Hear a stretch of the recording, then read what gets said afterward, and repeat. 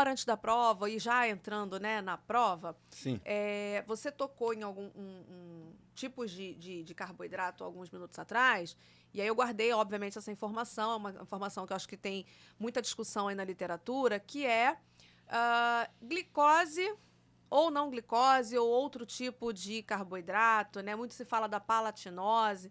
Então, assim, nessa 1 hora antes da prova e já durante a prova, né? Sim. O que é mais recomendado? E qual é a grande diferença entre esses substratos, né, para recomendação para os atletas?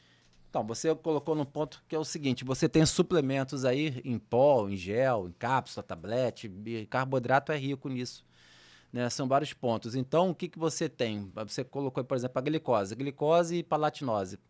A palatinose é um disacarídeo, que ao ser metabolizada ela vai gerar glicose também, glicose e frutose. Ela é uma sacarose invertida, bem da beterraba, se não me falha a memória, pelo menos a indústria utiliza ali a sacarose da beterraba para poder extrair. Depois você cliva essa sacarose, que é um disacarídeo, glicose e frutose, depois rearruma essa molécula, mas passa a ser um disacarídeo, que é a palatinose ou isomaltulose, né? E no trato gastrointestinal, a digestão dela acaba sendo lenta. Então, ela vai liberando de forma mais lenta essa glicose para chegar no fluxo sanguíneo.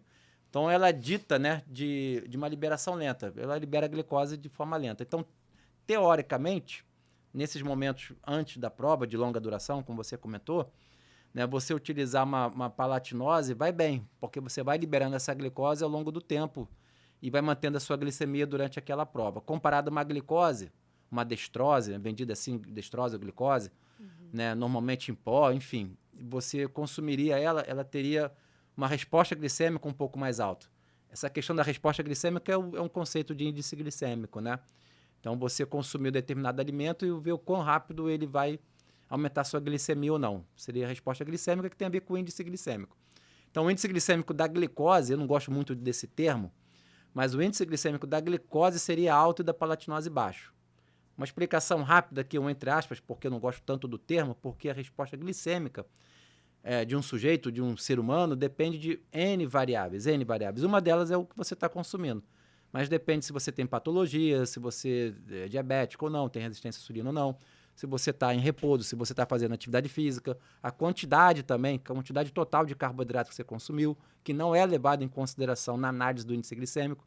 O índice glicêmico é sempre a mesma quantidade de carboidrato, são sempre 50 gramas de carboidrato comparado ao padrão, que seria o padrão 50 gramas de glicose ou 50 gramas de pão branco. Então, assim, o quantitativo é sempre igual, 50 gramas, e não tem nenhuma mistura. Normalmente nem com proteína, nem com lipídio, nem com outro alimento. E na vida real não é assim. Você mistura as coisas e consome. Então é muito difícil você saber qual é a resposta glicêmica da Raquel ao consumir uma banana. Qual é a resposta glicêmica do Thiago ao consumir a banana. Porque depende muito, até da microbiota, por exemplo, o metabolismo que é único aqui, particular de cada um. A individualidade biológica, A individualidade, não só biológica, mas também do momento. Se eu fiz exercício ou não, se eu tenho resistência à insulina ou não. E várias outras questões. Então, para mim, assim, é muito difícil olhar uma tabela de 0 a 100, que de 0 a 100 é a escala do índice glicêmico, né? Acima de 70 é alto, ali de 30 a 70 é médio, até 30 é baixo. E aí você pegar um alimento, querer saber onde ele está na escala. Então, por exemplo, sei lá, uma melancia tem índice glicêmico alto, segundo a tabela.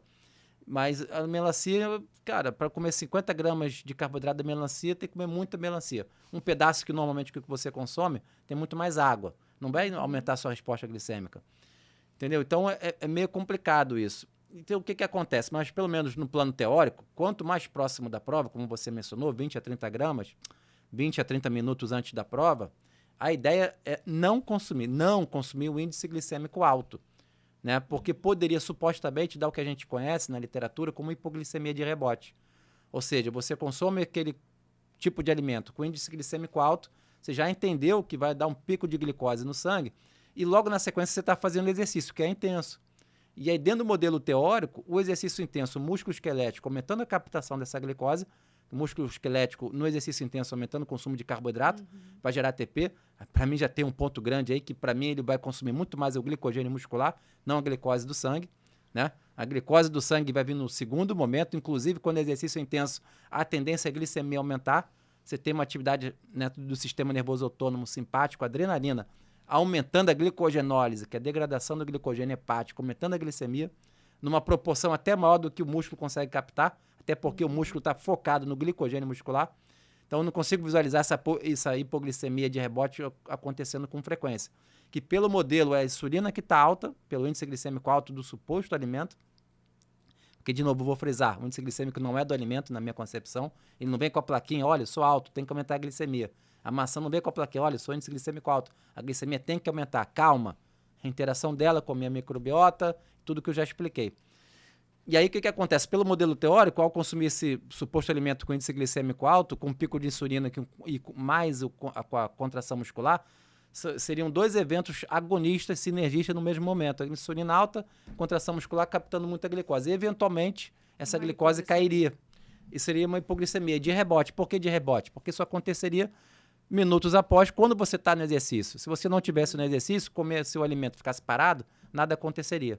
Tem que entrar o exercício físico aí. Bom, mas resumindo, você não tem como acessar, até tem, mas não vai fazer na prática, a resposta glicêmica do cidadão frente àquele alimento. Poderia até mimetizar até no treinamento, mas na competição, você estressada, né, com a adrenalina lá em cima, isso pode mudar um pouco.